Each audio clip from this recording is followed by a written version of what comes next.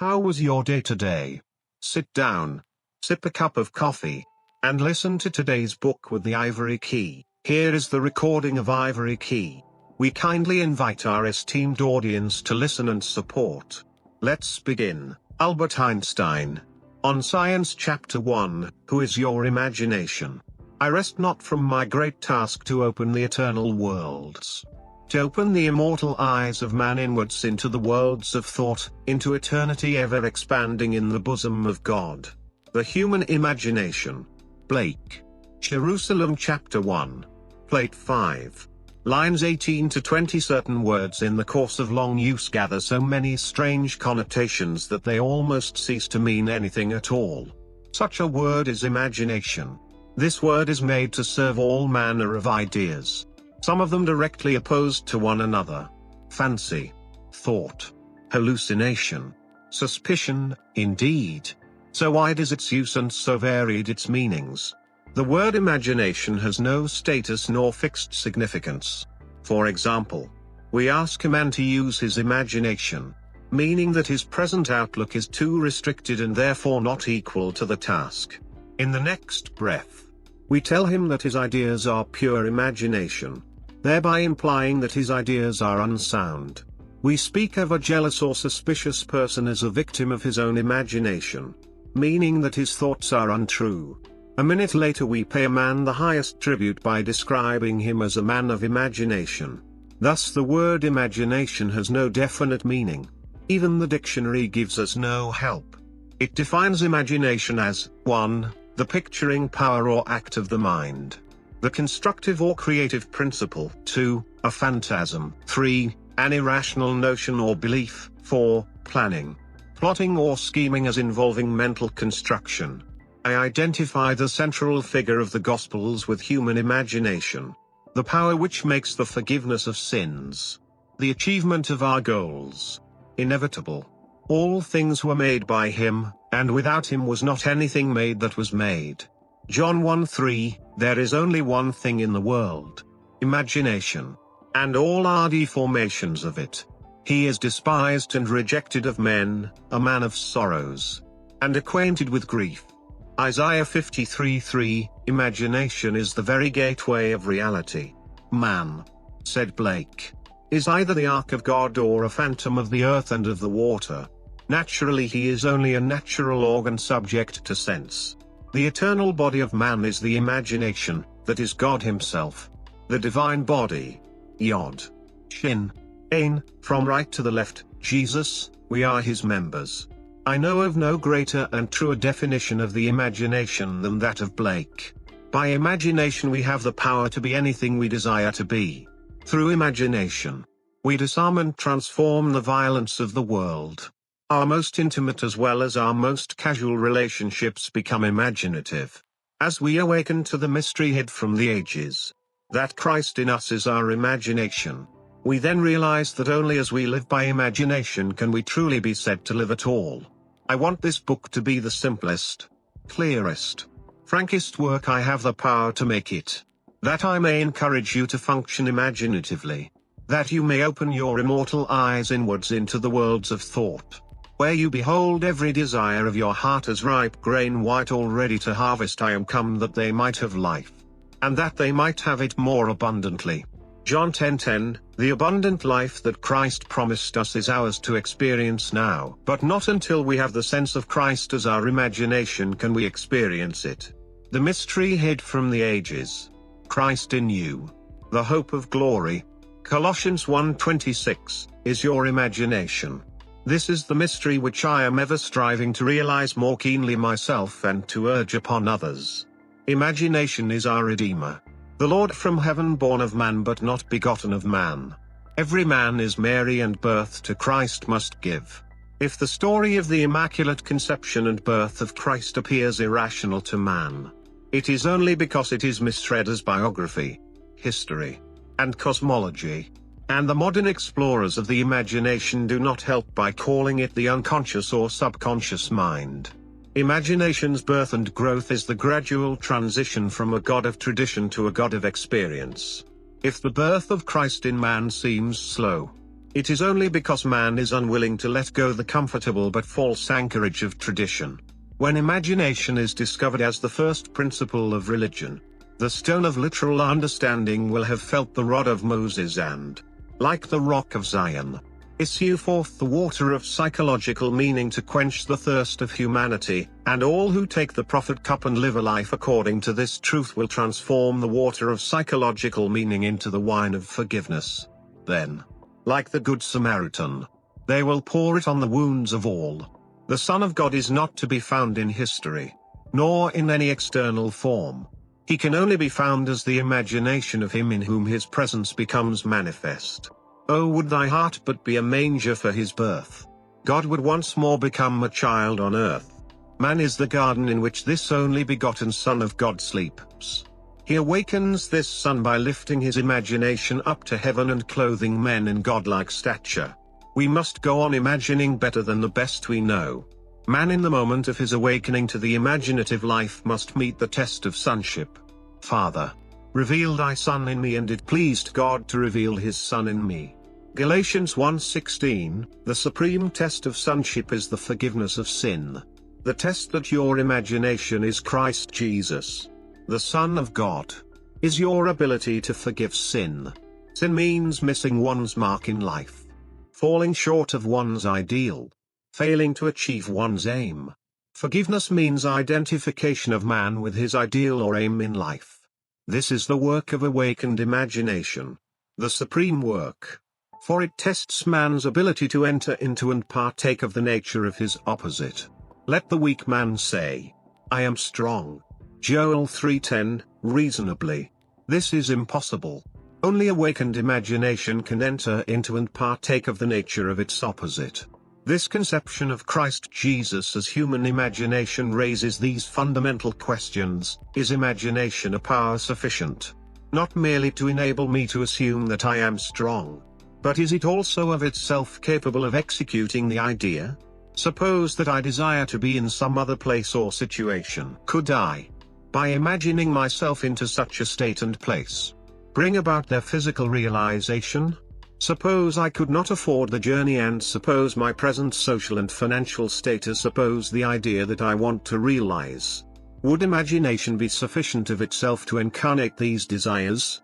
Does imagination comprehend reason? By reason, I mean deductions from the observations of the senses. Does it recognize the external world of facts? In the practical way of everyday life, is imagination a complete guide to behavior? Suppose I am capable of acting with continuous imagination. That is, suppose I am capable of sustaining the feeling of my wish fulfilled. Will my assumption harden into fact? And, if it does harden into fact, shall I on reflection find that my actions through the period of incubation have been reasonable? Is my imagination a power sufficient, not merely to assume the feeling of the wish fulfilled, but is it also of itself capable of incarnating the idea? After assuming that I am already what I want to be, must I continually guide myself by reasonable ideas and actions in order to bring about the fulfillment of my assumption? Experience has convinced me that an assumption, though false, if persisted in, will harden into fact.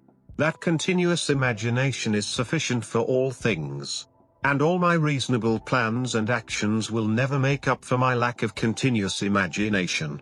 Is it not true that the teachings of the Gospels can only be received in terms of faith, and that the Son of God is constantly looking for signs of faith in people, that is, faith in their own imagination? Is not the promise, believe that ye receive and ye shall receive? Mark 11:24, the same as imagine that you are and you shall be? Was it not an imaginary state in which Moses endured, as seeing him who is invisible? Hebrews 11:27, was it not by the power of his own imagination that he endured? Truth depends upon the intensity of the imagination, not upon external facts. Facts are the fruit-bearing witness of the use or misuse of the imagination. Man becomes what he imagines. He has a self-determined history. Imagination is the way, the truth, the life revealed. We cannot get hold of truth with the logical mind. When a natural man of sense sees a bud, imagination sees a rose full blown. Truth cannot be encompassed by facts. As we awaken to the imaginative life, we discover that to imagine a thing is to make it so. That a true judgment need not conform to the external reality to which it relates. The imaginative man does not deny the reality of the sensuous outer world of becoming. But he knows that it is the inner world of continuous imagination that is the force by which the sensuous outer world of becoming is brought to pass. He sees the outer world and all its happenings as projections of the inner world of imagination. To him, everything is a manifestation of the mental activity which goes on in man's imagination, without the sensuous reasonable man being aware of it. But he realizes that every man must become conscious of this inner activity and see the relationship between the inner causal world of imagination and the sensuous outer world of effects. It is a marvelous thing to find that you can imagine yourself into the state of your fulfilled desire and escape from the jails which ignorance built. The real man is a magnificent imagination. It is this self that must be awakened. Awake thou that sleepest, and arise from the dead, and Christ shall give thee light. Ephesians 5:14. The moment man discovers that his imagination is Christ, he accomplishes acts which on this level can only be called miraculous. But until man has the sense of Christ as his imagination, you did not choose me, I have chosen you. John 15:16, he will see everything in pure objectivity without any subjective relationship. Not realizing that all that he encounters is part of himself, he rebels at the thought that he has chosen the conditions of his life, that they are related by affinity to his own mental activity. Man must firmly come to believe that reality lies within him and not without. Although others have bodies, a life of their own, their reality is rooted in you, ends in you, as yours ends in God. Chapter 2, Sealed Instructions. The first power that meets us at the threshold of the soul's domain is the power of imagination. Dr. Franz Hartmann. I was first made conscious of the power, nature, and redemptive function of imagination through the teachings of my friend Abdullah, and through subsequent experiences. I learned that Jesus was a symbol of the coming of imagination to man. That the test of his birth in man was the individual's ability to forgive sin, that is, his ability to identify himself or another with his aim in life. Without the identification of man with his aim, the forgiveness of sin is an impossibility. And only the Son of God can forgive sin. Therefore, man's ability to identify himself with his aim, though reason and his senses deny it, is proof of the birth of Christ in him.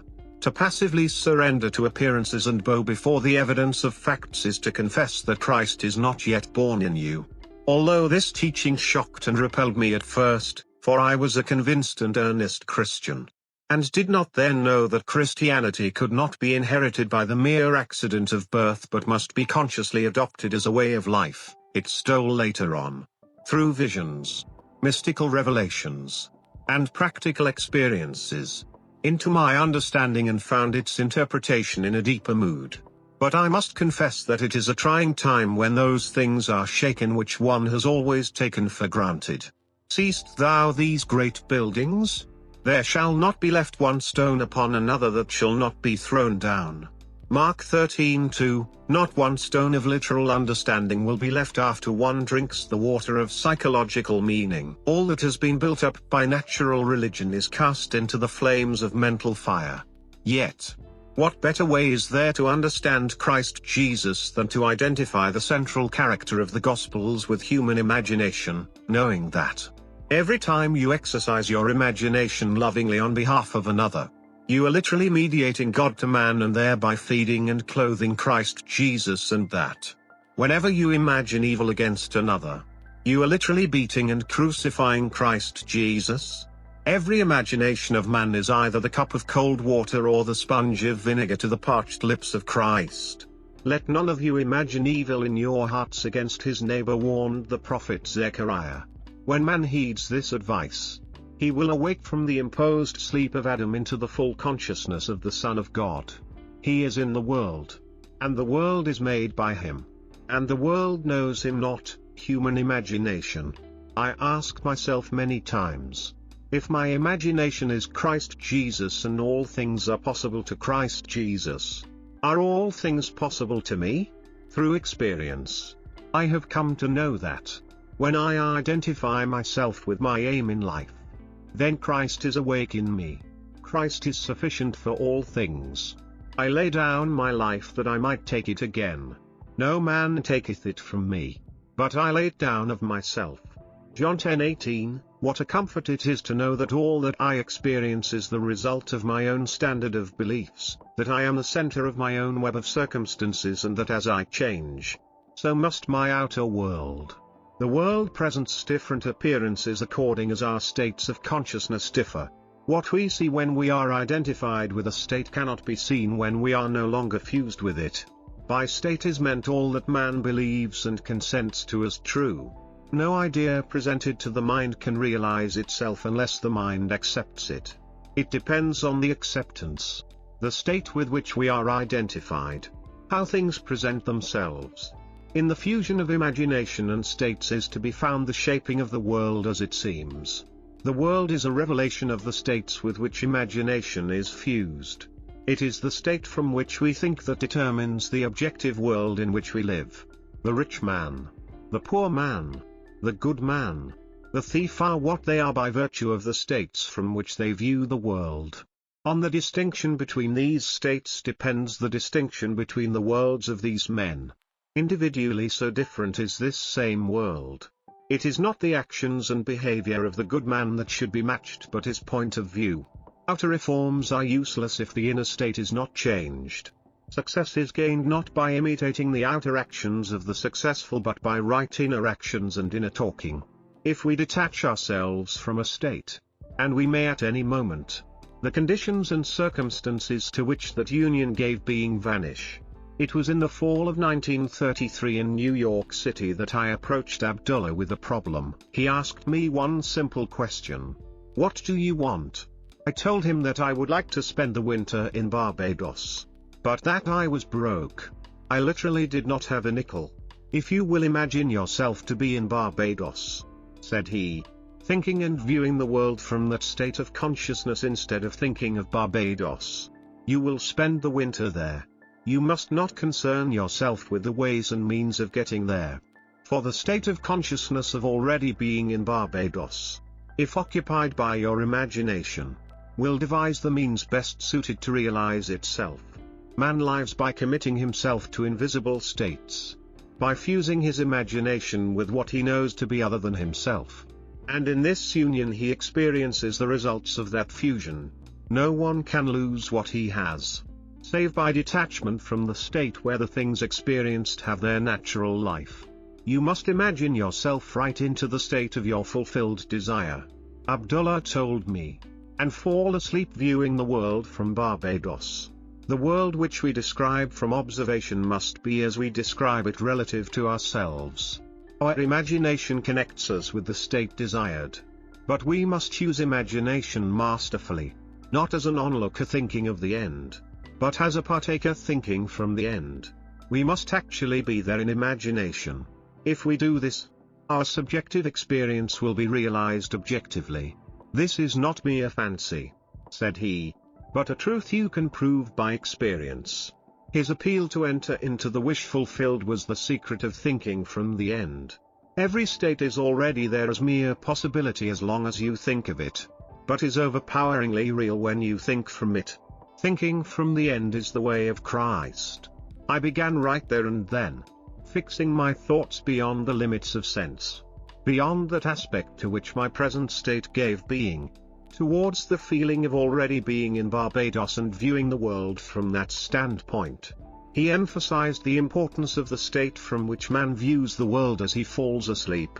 All prophets claim that the voice of God is chiefly heard by man in dreams, in a dream, in a vision of the night, when deep sleep falleth upon men, in slumbering upon the bed, then he openeth the ears of men, and sealeth their instruction.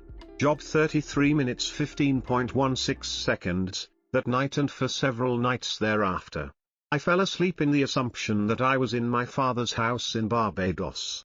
Within a month, I received a letter from my brother, saying that he had a strong desire to have the family together at Christmas and asking me to use the enclosed steamship ticket for Barbados. I sailed 2 days after I received my brother's letter and spent a wonderful winter in Barbados. This experience has convinced me that man can be anything he pleases if he will make the conception habitual and think from the end. It has also shown me that I can no longer excuse myself by placing the blame on the world of external things, that my good and my evil have no dependency except from myself, that it depends on the state from which I view the world how things present themselves. Man, who is free in his choice, acts from conceptions which he freely, though not always wisely, chooses. All conceivable states are awaiting our choice and occupancy. But no amount of rationalizing will of itself yield us the state of consciousness which is the only thing worth having. The imaginative image is the only thing to seek. The ultimate purpose of imagination is to create in us the Spirit of Jesus, which is continual forgiveness of sin, continual identification of man with his ideal.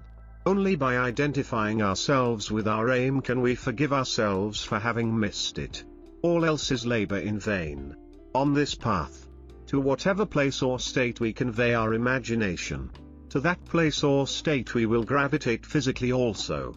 In my Father's house are many mansions. If it were not so, I would have told you. I go to prepare a place for you. And if I go and prepare a place for you, I will come again, and receive you unto myself, that where I am, there ye may be also. John 14:2. By sleeping in my Father's house in my imagination as though I slept there in the flesh, I fused my imagination with that state and was compelled to experience that state in the flesh also. So vivid was this state to me. I could have been seen in my Father's house had any sensitive entered the room where in imagination I was sleeping. A man can be seen where in imagination he is. For a man must be where his imagination is.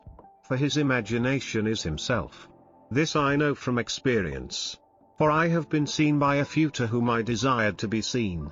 When physically I was hundreds of miles away, I, by the intensity of my imagination and feeling, imagining and feeling myself to be in Barbados instead of merely thinking of Barbados, had spanned the vast Atlantic to influence my brother into desiring my presence to complete the family circle at Christmas. Thinking from the end, from the feeling of my wish fulfilled, was the source of everything that happened as outer cause, such as my brother's impulse to send me a steamship ticket, and it was also the cause of everything that appeared as results. In Ideas of Good and Evil, page 35. W. B. Yeats. Having described a few experiences similar to this experience of mine, writes, if all who have described events like this have not dreamed, we should rewrite our histories. For all men, certainly all imaginative men, must be forever casting forth enchantments, glamour, illusions, and all men, especially tranquil men who have no powerful egotistic life, must be continually passing under their power. Determined imagination, thinking from the end, is the beginning of all miracles. I would like to give you an immense belief in miracles. But a miracle is only the name given by those who have no knowledge of the power and function of imagination to the works of imagination. Imagining oneself into the feeling of the wish fulfilled is the means by which a new state is entered. This gives the state the quality of isness. Hermes tells us, that which is manifested, that which has been or shall be, is unmanifested, but not dead, for soul. The eternal activity of God animates all things. The future must become the present in the imagination of the one who would wisely and consciously create circumstances. We must translate vision into being, thinking of into thinking from. Imagination must center itself in some state and view the world from that state. Thinking from the end is an intense perception of the world of fulfilled desire. Thinking from the state desired is creative living. Ignorance of this ability to think from the end is bondage. It is the root of all bondage with which man is bound. To passively surrender to the evidence of the senses underestimates the capacities of the inner self. Once man accepts thinking from the end as a creative principle in which he can cooperate, then he is redeemed from the absurdity of ever attempting to achieve his objective by merely thinking of it. Construct all ends according to the pattern of fulfilled desire. The whole of life is just the appeasement of hunger. And the infinite states of consciousness from which a man can view the world are purely a means of satisfying that hunger. The principle upon which each state is organized is some form of hunger to lift the passion for self-gratification to ever higher and higher levels of experience. Desire is the mainspring of the mental machinery. It is a blessed thing. It is a right and natural craving which has a state of consciousness as its right and natural satisfaction. But one thing I do, forgetting the things which are behind, and stretching forward to the things which are before, I press on toward the goal. Philippians 3:13, it is necessary to have an aim in life. Without an aim, we drift. What wantest thou of me? Is the implied question asked most often by the central figure of the Gospels. In defining your aim, you must want it. As the hart panteth after the water brooks, so panteth my soul after thee, O God. Psalms 42:1, it is lack of this passionate direction to life that makes man fail of accomplishment. The spanning of the bridge between desire, thinking of, and satisfaction, thinking from, is all important. We must move mentally from thinking of the end to thinking from the end. This, reason could never do. By its nature, it is restricted to the evidence of the senses, but imagination, having no such limitation, can. Desire exists to be gratified in the activity of imagination. Through imagination, man escapes from the limitation of the senses and the bondage of reason. There is no stopping the man who can think from the end. Nothing can stop him. He creates the means and grows his way out of limitation into ever greater and greater mansions of the Lord. It does not matter what he has been or what he is. All that matters is what does he want? He knows that the world is a manifestation of the mental activity which goes on within himself. So he strives to determine and control the ends from which he thinks. In his imagination he dwells in the end, confident that he shall dwell there in the flesh also. He puts his whole trust in the feeling of the wish fulfilled and lives by committing himself to that state. For the art of fortune is to tempt him so to do. Like the man at the pool of Bethesda, he is ready for the moving of the waters of imagination, knowing that every desire is ripe grain to him who knows how to think from the end. He is indifferent to mere reasonable probability and confident that through continuous imagination his assumptions will harden into fact.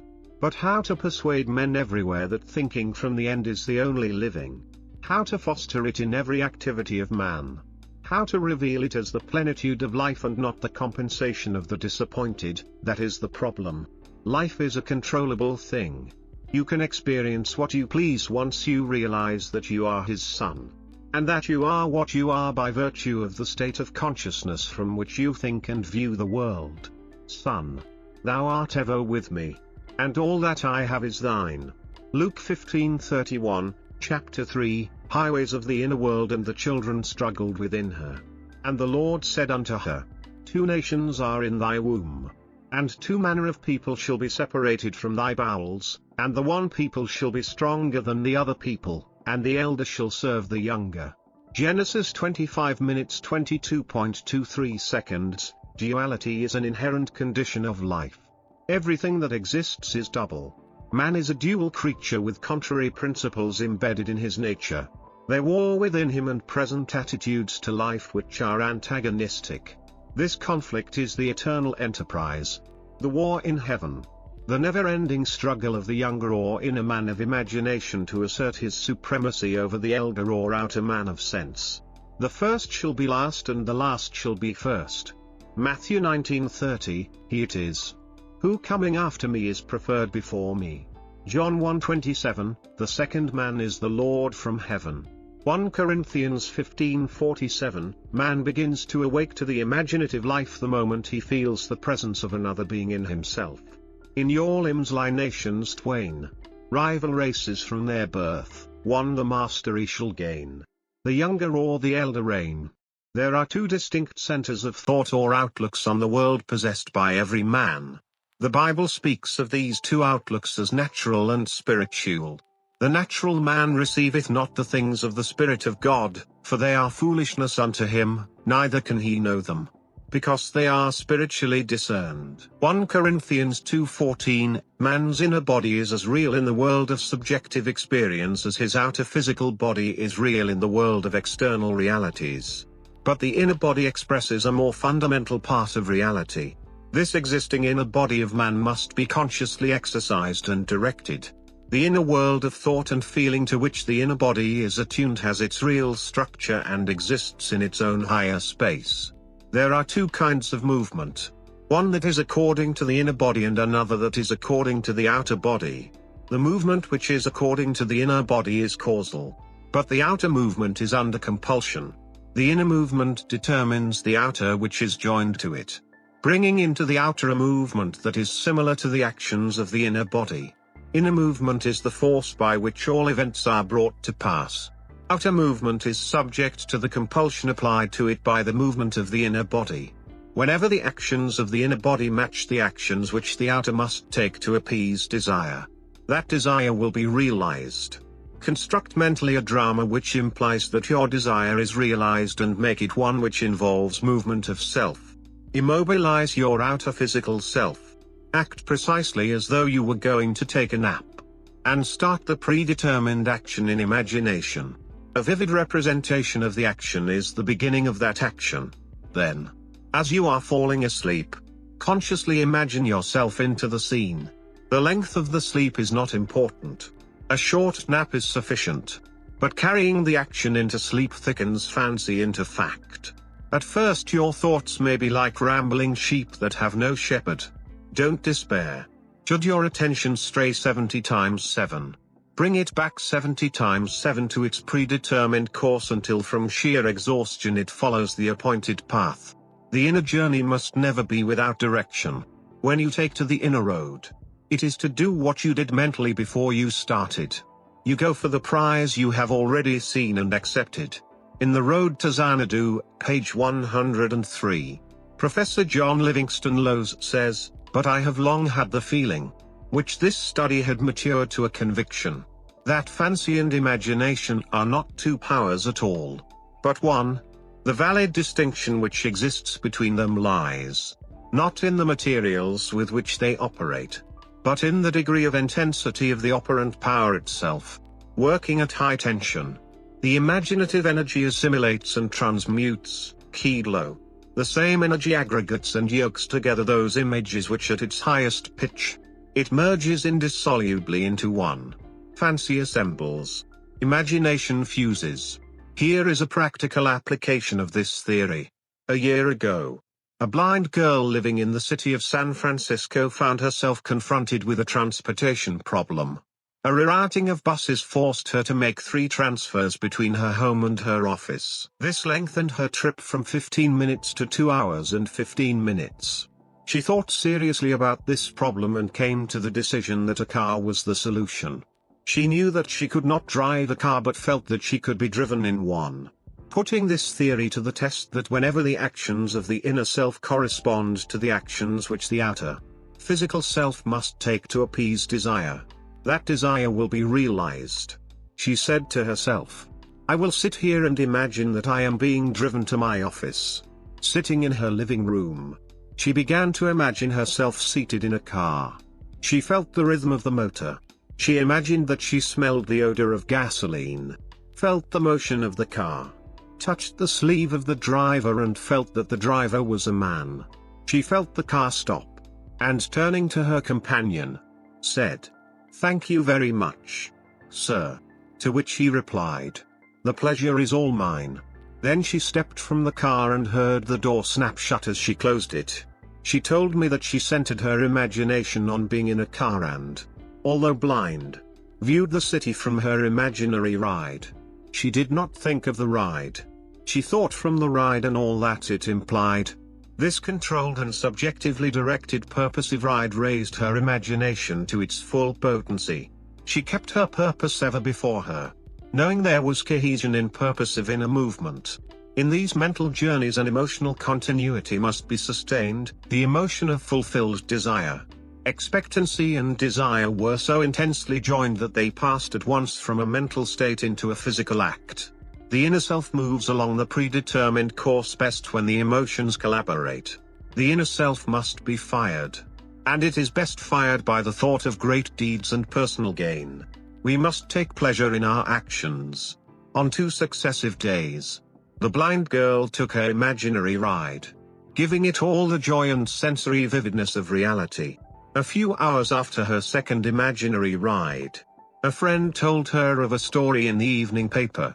It was a story of a man who was interested in the blind. The blind girl phoned him and stated her problem.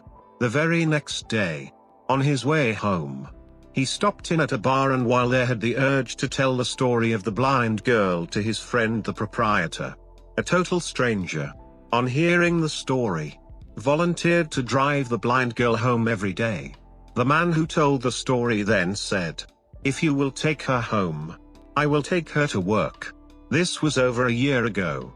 And since that day, this blind girl has been driven to and from her office by these 2 gentlemen.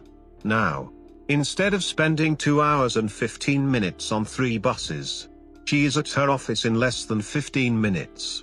And on that first ride to her office, she turned to her Good Samaritan and said, "Thank you very much, sir," and he replied, "The pleasure is all mine." Thus, the objects of her imagination were to her the realities of which the physical manifestation was only the witness. The determinative animating principle was the imaginative ride. Her triumph could be a surprise only to those who did not know of her inner ride. She mentally viewed the world from this imaginative ride with such a clearness of vision that every aspect of the city attained identity. These inner movements not only produce corresponding outer movements, this is the law which operates beneath all physical appearances. He who practices these exercises of bilocation will develop unusual powers of concentration and quiescence and will inevitably achieve waking consciousness on the inner and dimensionally larger world. Actualizing strongly, she fulfilled her desire. 4. Viewing the city from the feeling of her wish fulfilled. She matched the state desired and granted that to herself which sleeping men ask of God. To realize your desire, an action must start in your imagination, apart from the evidence of the senses, involving movement of self and implying fulfillment of your desire. Whenever it is the action which the outer self takes to appease desire, that desire will be realized. The movement of every visible object is caused not by things outside the body, but by things within it, which operate from within outward. The journey is in yourself. You travel along the highways of the inner world. Without inner movement, it is impossible to bring forth anything. Inner action is introverted sensation.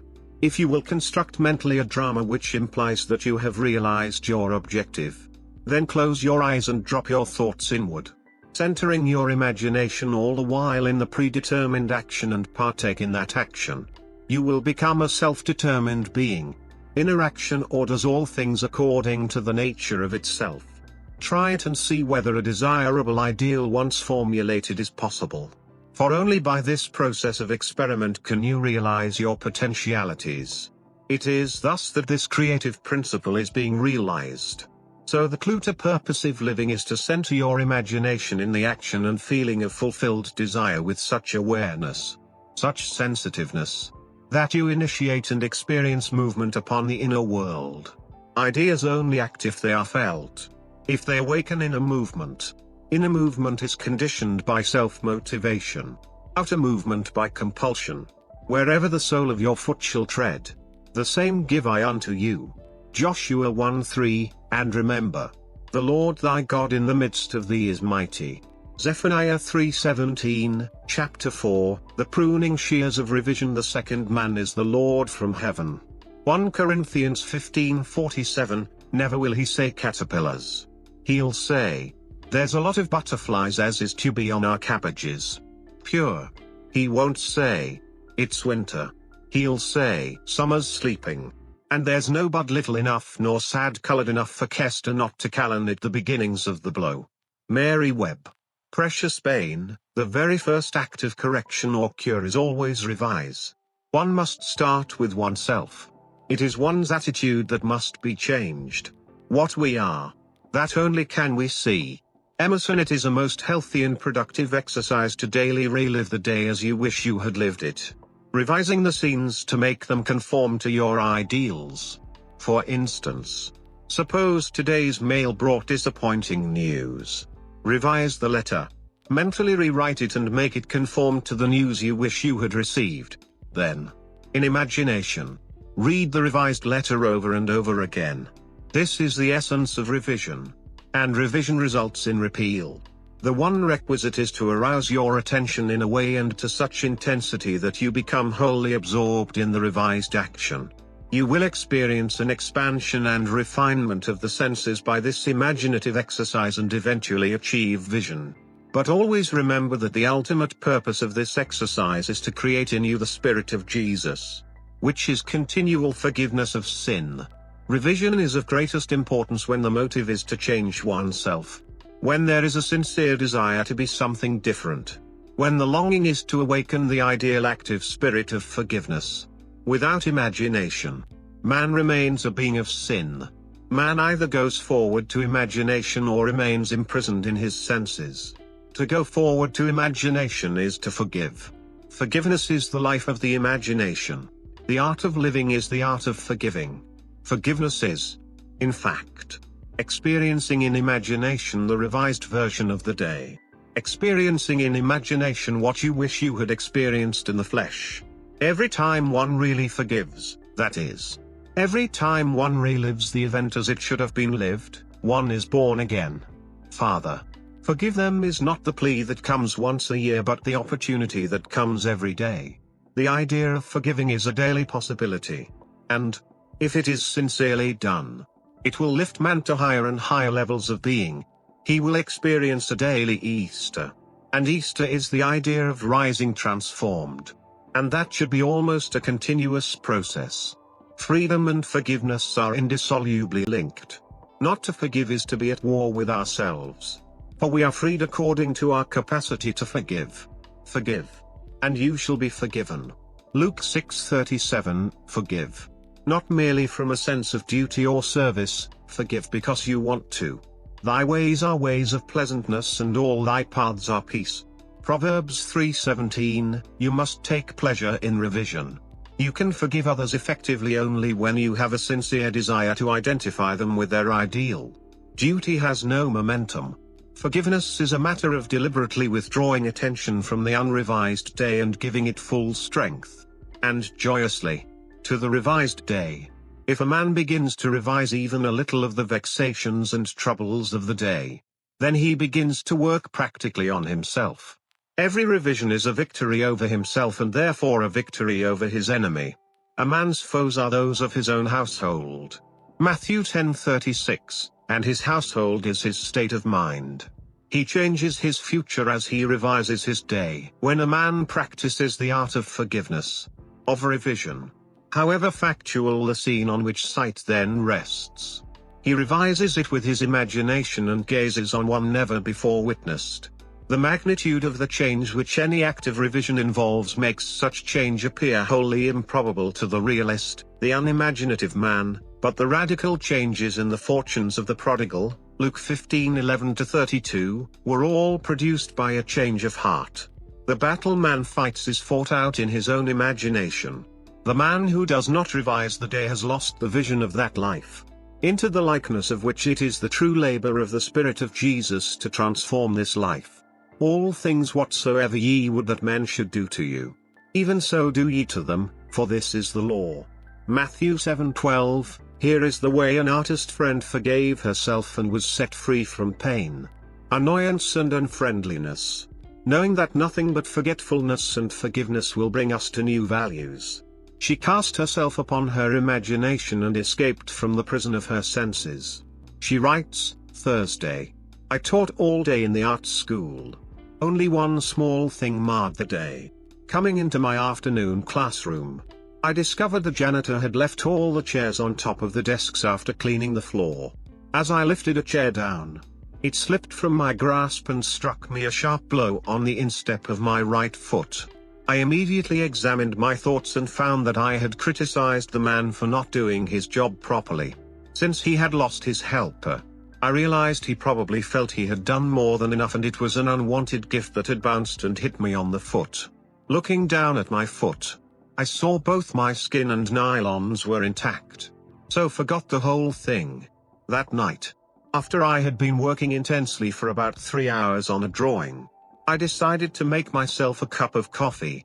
To my utter amazement, I couldn't manage my right foot at all and it was giving out great bumps of pain. I hopped over to a chair and took off my slipper to look at it. The entire foot was a strange purplish pink, swollen out of shape and red hot. I tried walking on it and found that it just flapped. I had no control over it whatsoever. It looked like one of two things: either I had cracked a bone when I dropped the chair on it or something could be dislocated. No use speculating what it is. Better get rid of it right away. So I became quiet, all ready to melt myself into light. To my complete bewilderment, my imagination refused to cooperate. It just said no. This sort of thing often happens when I am painting. I just started to argue why not. It just kept saying no. Finally, I gave up and said, "You know I am in pain. I am trying hard not to be frightened. But you are the boss. What do you want to do?" The answer: go to bed and review the day's events. So I said, all right. But let me tell you, if my foot isn't perfect by tomorrow morning, you have only yourself to blame. After arranging the bedclothes so they didn't touch my foot, I started to review the day. It was slow going as I had difficulty keeping my attention away from my foot. I went through the whole day. Saw nothing to add to the chair incident. But when I reached the early evening, I found myself coming face to face with a man who for the past year has made a point of not speaking. The first time this happened, I thought he had grown deaf. I had known him since school days, but we had never done more than say hello and comment on the weather. Mutual friends assured me I had done nothing, that he had said he never liked me and finally decided it was not worthwhile speaking. I had said hi. He hadn't answered. I found that I thought, poor guy, what a horrid state to be in. I shall do something about this ridiculous state of affairs. So, in my imagination, I stopped right there and redid the scene. I said hi. He answered hi, and smiled. I now thought, good old Ed. I ran the scene over a couple of times and went on to the next incident and finished up the day. Now what do we do, my foot or the concert? I had been melting and wrapping up a wonderful present of courage and success for a friend who was to make her debut the following day, and I had been looking forward to giving it to her tonight. My imagination sounded a little bit solemn as it said, let us do the concert. It will be more fun. But first, couldn't we just take my perfectly good imagination foot out of this physical one before we start? I pleaded. By all means. That done, I had a lovely time at the concert and my friend got a tremendous ovation. By now I was very, very sleepy and fell asleep doing my project. The next morning, as I was putting on my slipper, I suddenly had a quick memory picture of withdrawing a discolored and swollen foot from the same slipper. I took my foot out and looked at it. It was perfectly normal in every respect. There was a tiny pink spot on the instep where I remembered I had hit it with the chair. What a vivid dream that was. I thought and dressed. While waiting for my coffee, I wandered over to my drafting table and saw that all my brushes were lying helter-skelter and unwashed. Whatever possessed you to leave your brushes like that? Don't you remember? It was because of your foot. So it hadn't been a dream after all, but a beautiful healing. She had won by the art of revision what she would never have won by force. In heaven, the only art of living is forgetting and forgiving. Especially to the female. Blake, we should take our life.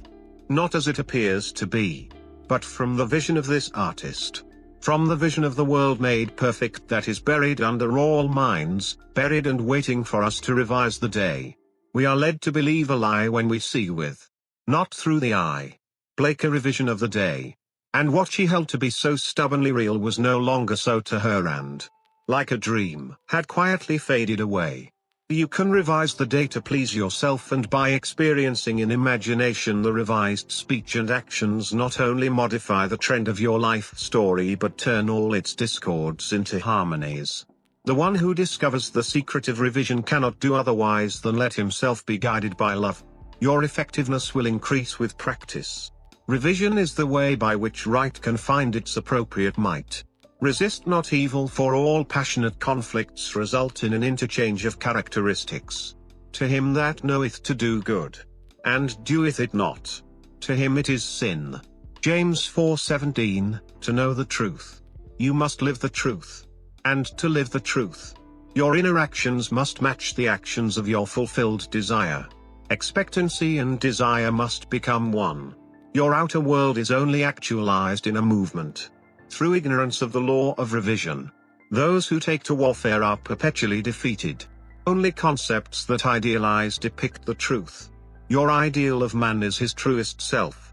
It is because I firmly believe that whatever is most profoundly imaginative is, in reality, most directly practical that I ask you to live imaginatively and to think into, and to personally appropriate the transcendent saying Christ in you, the hope of glory. Don't blame, only resolve. It is not man and the earth at their loveliest, but you practicing the art of revision make paradise. The evidence of this truth can lie only in your own experience of it. Try revising the day. It is to the pruning shears of revision that we owe our prime fruit. Chapter 5, The coin of heaven does affirm persuasion that a thing is so. Make it so? And the prophet replied, all poets believe that it does. And in ages of imagination, this firm persuasion removed mountains, but many are not capable of a firm persuasion of anything. William Blake. Marriage of heaven and hell. Let every man be fully persuaded in his own mind. Romans 14:5. Persuasion is an inner effort of intense attention. To listen attentively as though you heard is to evoke, to activate. By listening, you can hear what you want to hear and persuade those beyond the range of the outer ear. Speak it inwardly in your imagination only. Make your inner conversation match your fulfilled desire. What you desire to hear without, you must hear within. Embrace the without within and become one who hears only that which implies the fulfillment of his desire. And all the external happenings in the world will become a bridge leading to the objective realization of your desire. Your inner speech is perpetually written all around you in happenings. Learn to relate these happenings to your inner speech and you will become self-taught. By inner speech is meant those mental conversations which you carry on with yourself. They may be inaudible when you are awake because of the noise and distractions of the outer world of becoming. But they are quite audible in deep meditation and dream. But whether they be audible or inaudible, you are their author and fashion your world in their likeness. There is a God in heaven and heaven is within you, that revealeth secrets, and maketh known to the king Nebuchadnezzar what shall be in the latter days. Thy dream, and the visions of thy head upon thy bed, are these. Daniel 2:28, Inner speech from premises of fulfilled desire is the way to create an intelligible world for yourself. Observe your inner speech, for it is the cause of future action. Inner speech reveals the state of consciousness from which you view the world. Make your inner speech match your fulfilled desire. For your inner speech is manifested all around you in happenings. If any man offend not in word, the same is a perfect man and able also to bridle the whole body. Behold, we put bits in the horses' mouths, that they may obey us, and we turn about their whole body. Behold also the ships, which though they be so great, and are driven by fierce winds, yet are they turned about with a very small helm, whithersoever the governor listeth. Even so the tongue is a little member, and boasteth great things. Behold, how great a matter a little fire kindleth. James 3:2-5. The whole manifested world goes to show us what use we have made of the word, inner speech. An uncritical observation of our inner talking will reveal to us the ideas from which we view the world. Inner talking mirrors our imagination, and our imagination mirrors the state with which it is fused. If the state with which we are fused is the cause of the phenomenon of our life, then we are relieved of the burden of wondering what to do. For we have no alternative but to identify ourselves with our aim. And inasmuch as the state with which we are identified mirrors itself in our inner speech, then to change the state with which we are fused, we must first change our inner talking. It is our inner conversations which make tomorrow's facts. Put off the former conversation, the old man, which is corrupt, and be renewed in the spirit of your mind. Put on the new man, which is created in righteousness. Ephesians 4:22-24. Our minds, like our stomachs, are whetted by change of food. Quintillion. Stop all of the old mechanical negative inner talking and start a new positive and constructive inner speech from premises of fulfilled desire. Inner talking is the beginning, the sowing of the seeds of future action. To determine the action, you must consciously initiate and control your inner talking.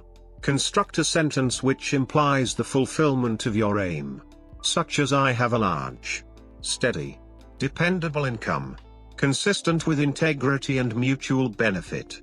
Or I am happily married. I am wanted. I am contributing to the good of the world. And repeat such a sentence over and over until you are inwardly affected by it. Our inner speech represents in various ways the world we live in. In the beginning was the Word. John 1:1, that which ye sow ye reap. See yonder fields. The sesamum was sesamum. The corn was corn. The silence and the darkness knew. So is a man's fate born. The light of ends run true to origins. Those that go searching for love only make manifest their own lovelessness. And the loveless never find love. Only the loving find love. And they never have to seek for it. D. H. Lawrence. Man attracts what he is.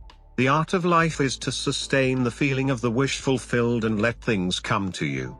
Not to go after them or think they flee away. Observe your inner talking and remember your aim. Do they match? Does your inner talking match what you would say audibly had you achieved your goal? The individual's inner speech and actions attract the conditions of his life. Through uncritical self-observation of your inner talking you find where you are in the inner world. And where you are in the inner world is what you are in the outer world. You put on the new man whenever ideals and inner speech match. In this way alone can the new man be born. Inner talking matures in the dark. From the dark it issues into the light. The right inner speech is the speech that would be yours were you to realize your ideal. In other words, it is the speech of fulfilled desire. I am that. There are two gifts which God has bestowed upon man alone, and on no other mortal creature. These two are mind and speech, and the gift of mind and speech is equivalent to that of immortality. If a man uses these two gifts rightly, he will differ in nothing from the immortals. And when he quits the body, mind and speech will be his guides, and by them he will be brought into the troop of the gods and the souls that have attained to bliss. Walter Scott's translation of Hermetica. Volume 1, page 231. Oxford University Press. 1924.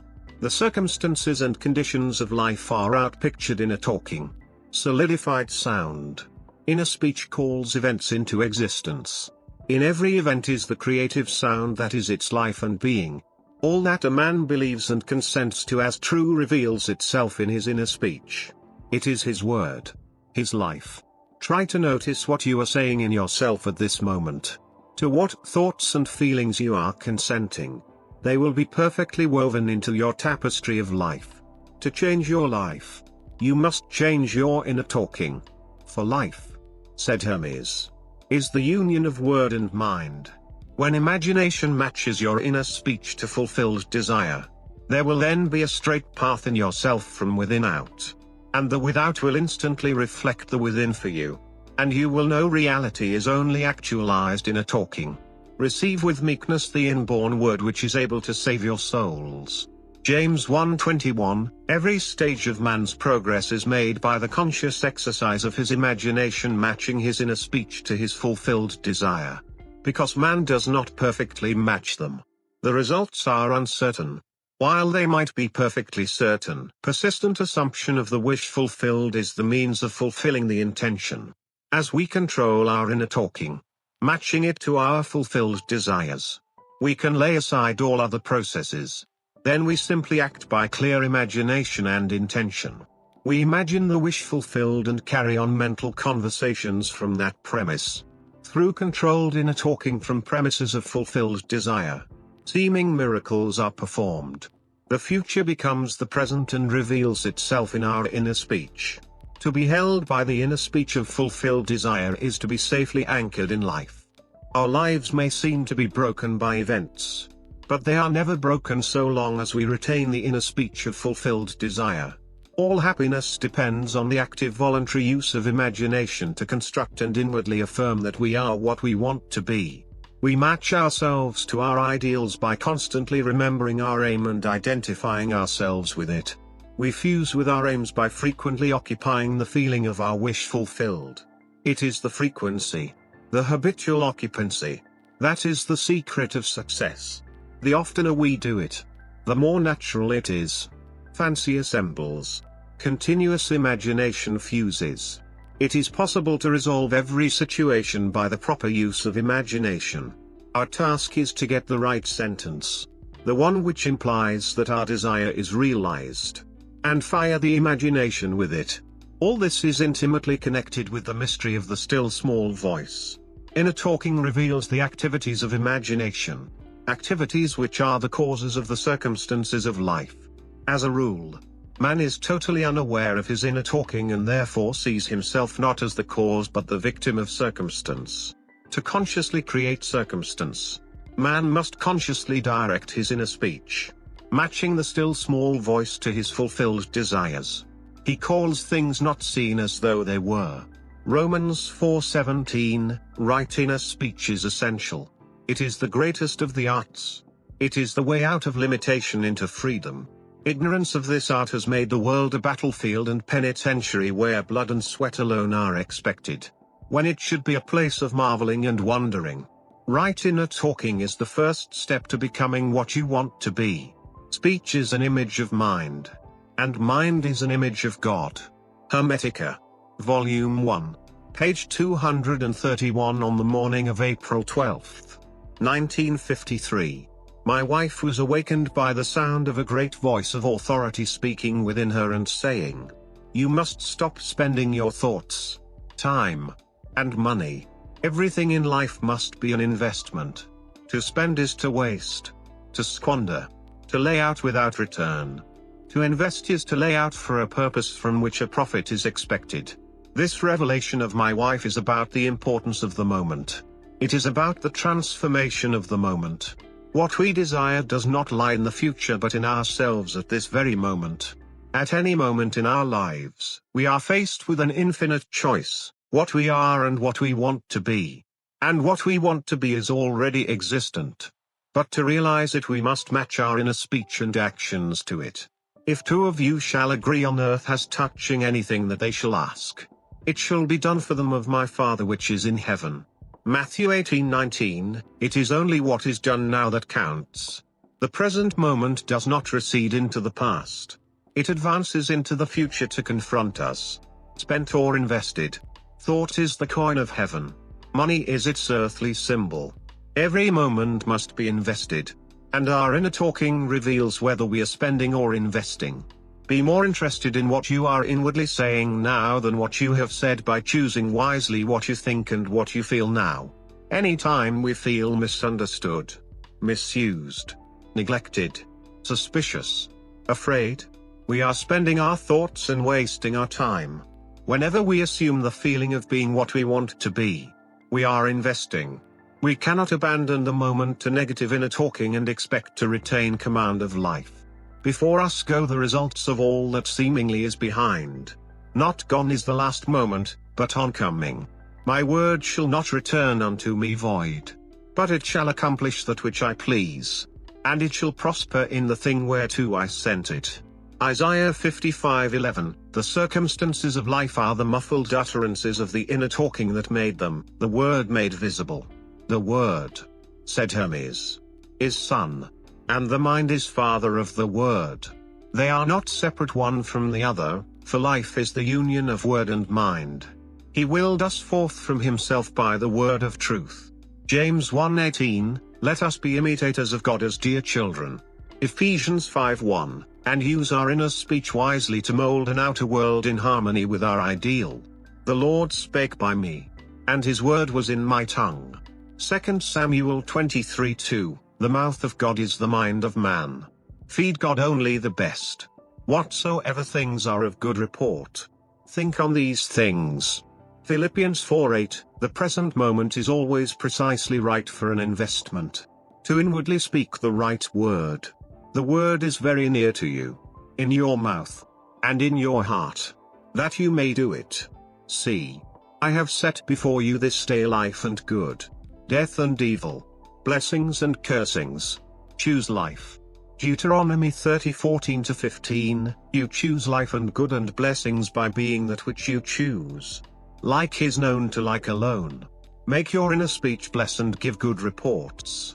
Man's ignorance of the future is the result of his ignorance of his inner talking. His inner talking mirrors his imagination. And his imagination is a government in which the opposition never comes into power. If the reader ask, what if the inner speech remains subjective and is unable to find an object for its love? The answer is, it will not remain subjective. For the very simple reason that inner speech is always objectifying itself. What frustrates and festers and becomes the disease that afflicts humanity is man's ignorance of the art of matching inner words to fulfilled desire. Inner speech mirrors imagination. And imagination is Christ. Alter your inner speech, and your perceptual world changes. Whenever inner speech and desire are in conflict, inner speech invariably wins. Because inner speech objectifies itself, it is easy to see that if it matches desire, desire will be objectively realized. Were this not so, I would say with Blake, sooner murder an infant in its cradle than nurse unacted desires. But I know from experience, the tongue setteth on fire the course of nature.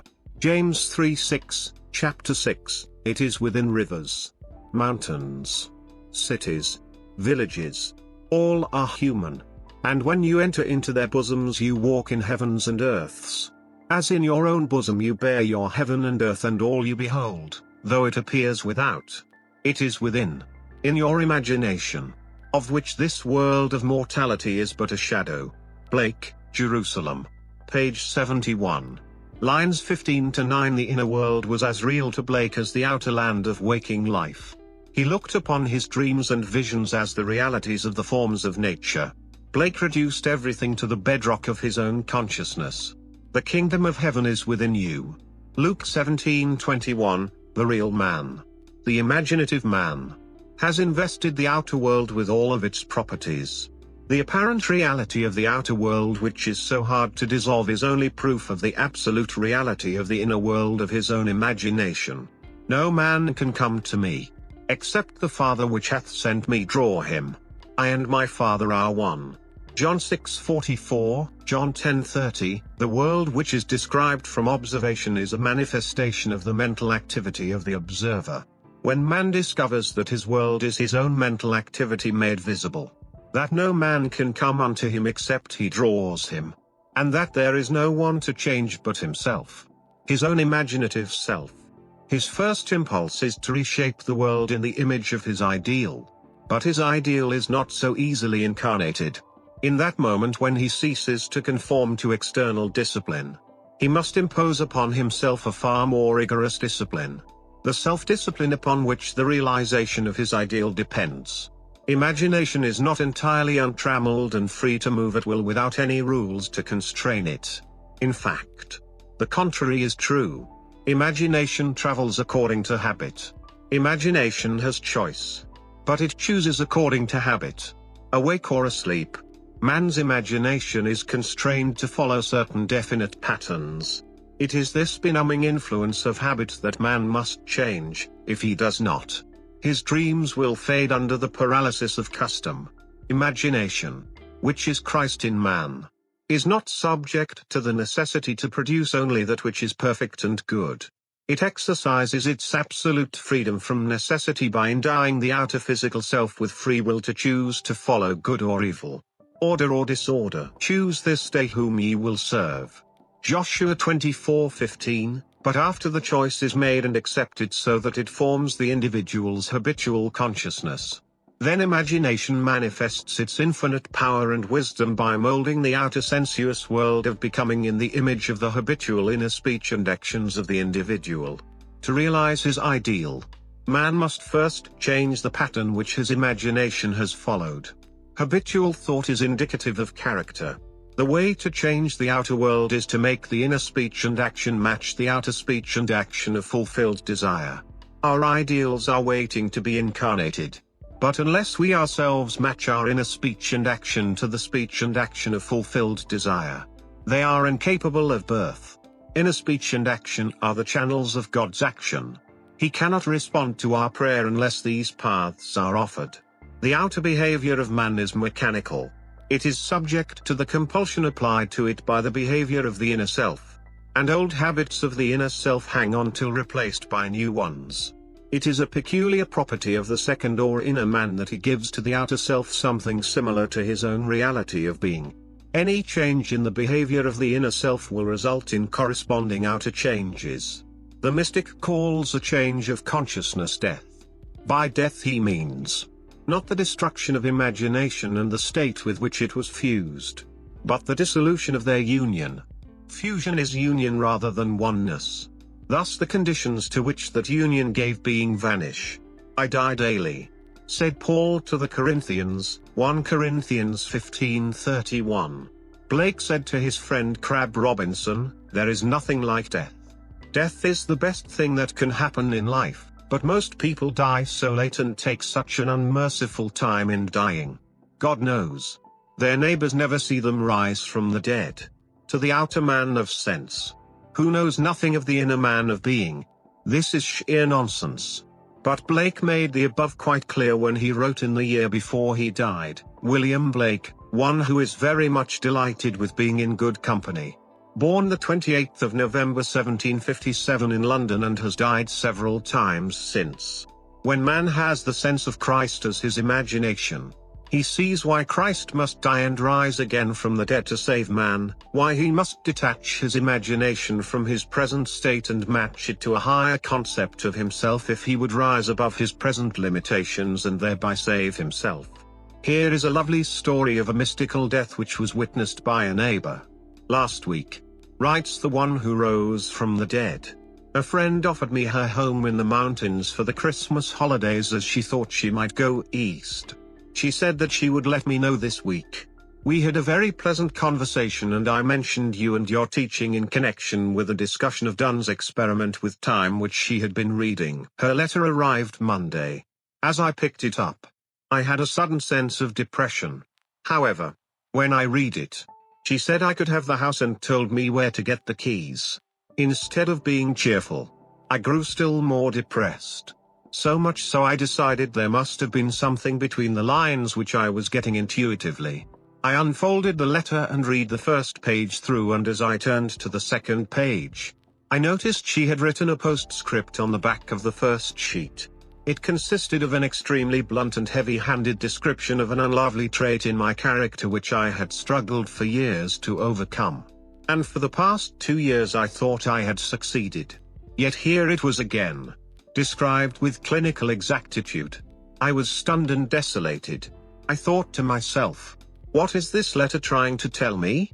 In the first place, she invited me to use her house, as I have been seeing myself in some lovely home during the holidays. In the second place, nothing comes to me except I draw it. And thirdly, I have been hearing nothing but good news. So the obvious conclusion is that something in me corresponds to this letter, and no matter what it looks like, it is good news. I reread the letter, and as I did so, I asked, what is there here for me to see?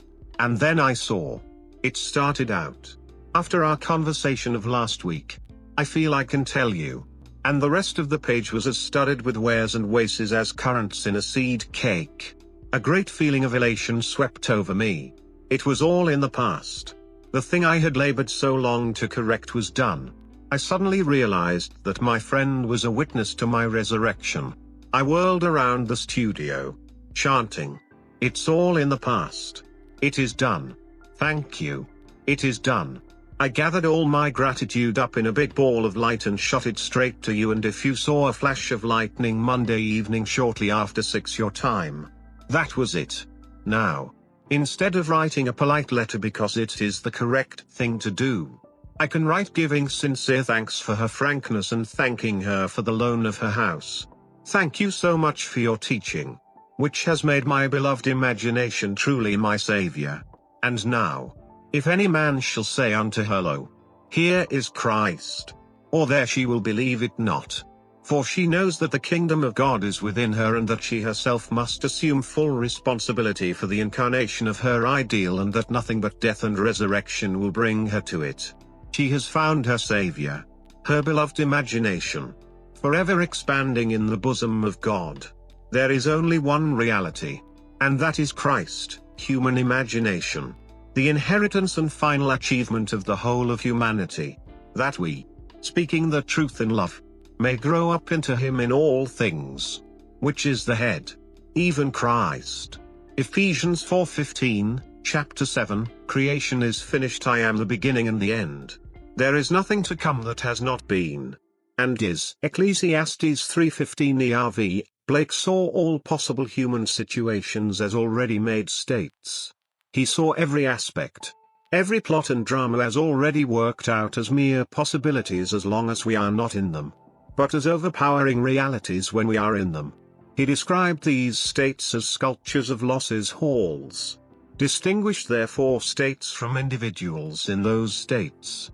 States change, but individual identities never change nor cease.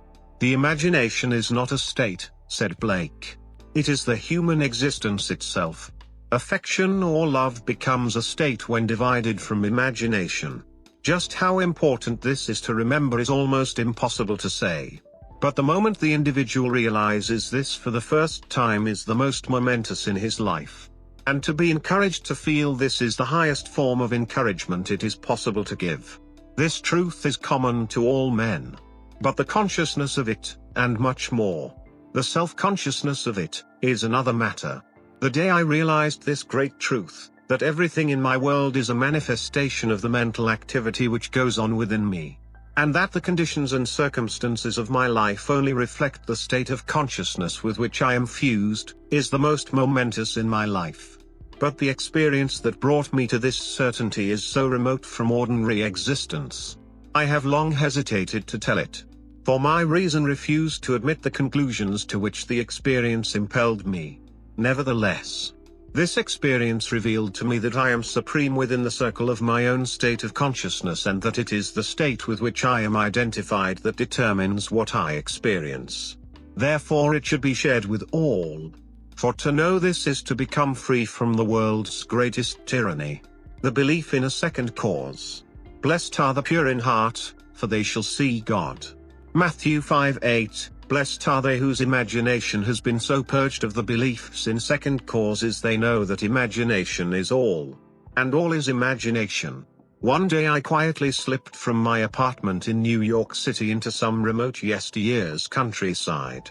As I entered the dining room of a large inn, I became fully conscious. I knew that my physical body was immobilized on my bed back in New York. Yet here I was as awake and as conscious as I have ever been.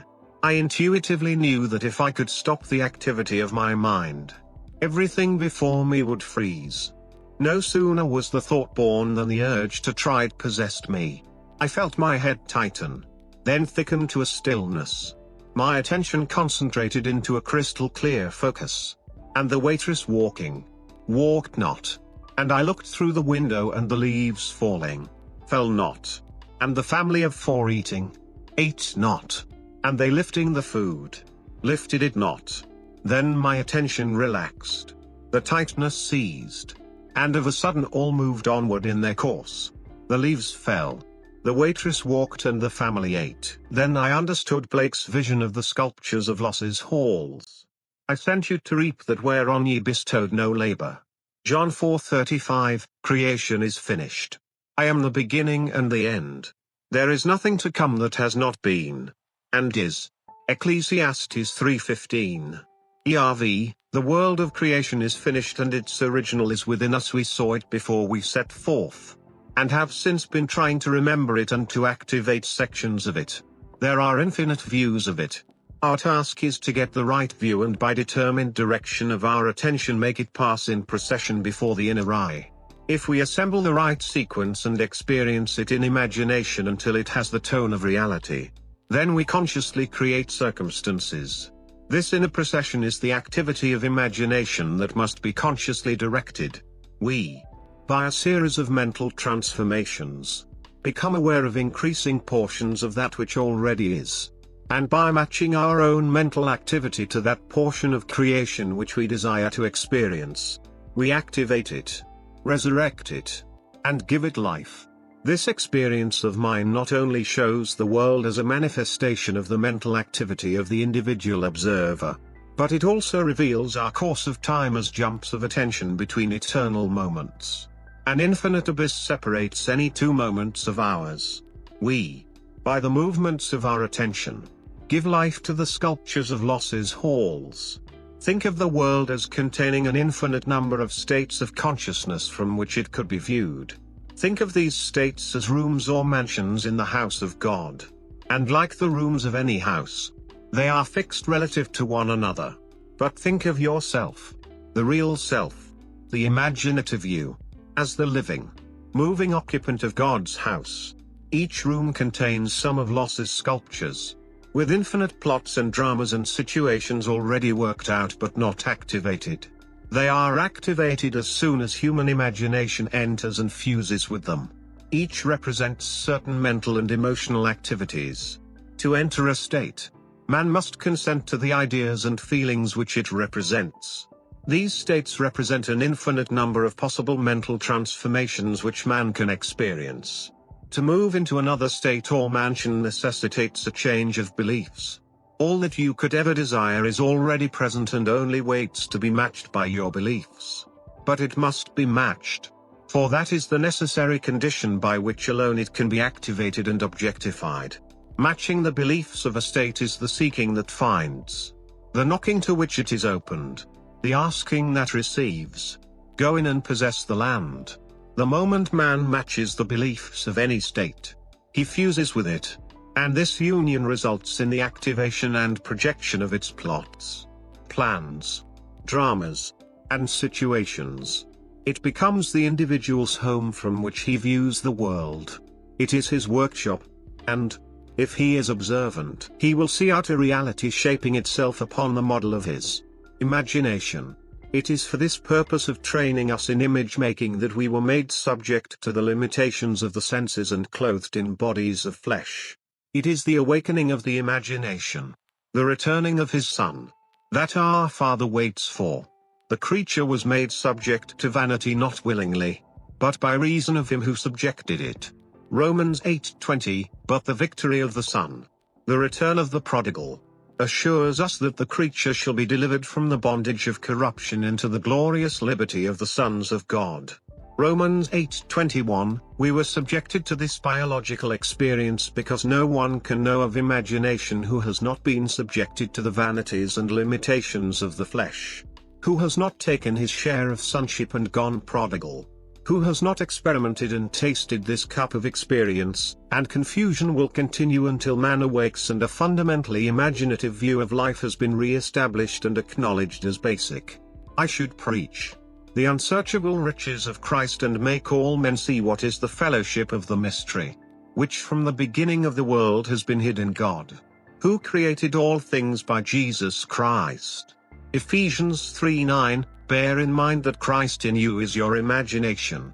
As the appearance of our world is determined by the particular state with which we are fused, so may we determine our fate as individuals by fusing our imaginations with ideals we seek to realize.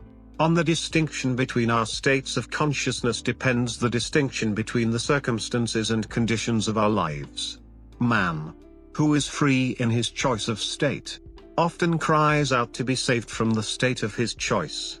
And ye shall cry out in that day, because of your king which ye shall have chosen you, and the Lord will not hear you in that day. Nevertheless, the people refused to obey the voice of Samuel, and they said, Nay, but we will have a king over us. 1 Samuel 8 minutes 18.19 seconds, choose wisely the state that you will serve. All states are lifeless until imagination fuses with them. All things when they are admitted are made manifest by the light, For everything that is made manifest is light. Ephesians 5:13, and ye are the light of the world. Matthew 5:14, by which those ideas to which you have consented are made manifest. Hold fast to your ideal. Nothing can take it from you but your imagination. Don't think of your ideal. Think from it. It is only the ideals from which you think that are ever realized.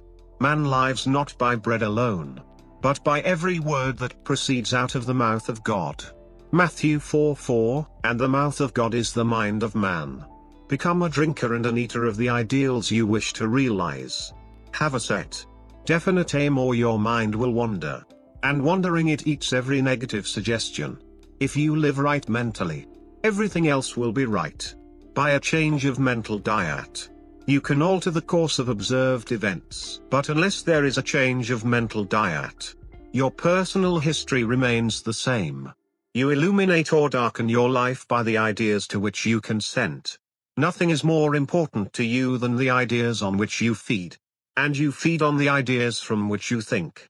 If you find the world unchanged, it is a sure sign that you are wanting in fidelity to the new mental diet, which you neglect in order to condemn your environment. You are in need of a new and sustained attitude. You can be anything you please if you will make the conception habitual. For any idea which excludes all others from the field of attention discharges inaction. The ideas and moods to which you constantly return define the state with which you are fused. Therefore train yourself to occupy more frequently the feeling of your wish fulfilled. This is creative magic. It is the way to work toward fusion with the desired state. If you would assume the feeling of your wish fulfilled more frequently, you would be master of your fate. But unfortunately you shut out your assumption for all but the occasional hour. Practice making real to yourself the feeling of the wish fulfilled. After you have assumed the feeling of the wish fulfilled, do not close the experience as you would a book, but carry it around like a fragrant odor. Instead of being completely forgotten, let it remain in the atmosphere, communicating its influence automatically to your actions and reactions. A mood, often repeated, gains a momentum that is hard to break or check. So be careful of the feelings you entertain. Habitual moods reveal the state with which you are fused. It is always possible to pass from thinking of the end you desire to realize, to thinking from the end. But the crucial matter is thinking from the end. For thinking from means unification or fusion with the idea, whereas in thinking of the end, there is always subject and object, the thinking individual and the thing thought. You must imagine yourself into the state of your wish fulfilled, in your love for that state, and in so doing, live and think from it and no more of it. You pass from thinking of to thinking from by centering your imagination in the feeling of the wish fulfilled. Chapter 8, The Apple of God's Eye. What think ye of the Christ? Whose son is he? Matthew 22:42. When this question is asked of you, let your answer be, Christ is my imagination. And, though I see not yet all things put under him. Hebrews 2:8. Yet I know that I am Mary, from whom sooner or later he shall be born. And eventually do all things through Christ. The birth of Christ is the awakening of the inner or second man. It is becoming conscious of the mental activity within oneself, which activity continues whether we are conscious of it or not. The birth of Christ does not bring any person from a distance, or make anything to be that was not there before. It is the unveiling of the Son of God in man. The Lord cometh in clouds is the prophet's description of the pulsating rings of golden liquid light on the head of him in whom he awakes. The coming is from within and not from without, as Christ is in us. This great mystery, God was manifest in the flesh, begins with Advent. And it is appropriate that the cleansing of the temple, which temple ye are, 1 Corinthians 3:17, stands in the forefront of the Christian mysteries. The kingdom of heaven is within you. Luke 17:21, Advent is unveiling the mystery of your being. If you will practice the art of revision by a life lived according to the wise, imaginative use of your inner speech and inner actions, in confidence that by the conscious use of the power that worketh in us, Christ will awake in you, if you believe it, trust it, act upon it, Christ will awake in you. This is Advent. Great is the mystery. God was manifest in the flesh. 1 Timothy 3:16, from Advent on he that toucheth you toucheth the apple of God's eye. That's the end of the book. Thanks so much for listening. We wish you a lucky day. And don't forget to like and subscribe to our channel The Ivory Key so you won't miss our next videos. Your support means the world to us and helps us bring more amazing books to life. Thank you. And see you again soon.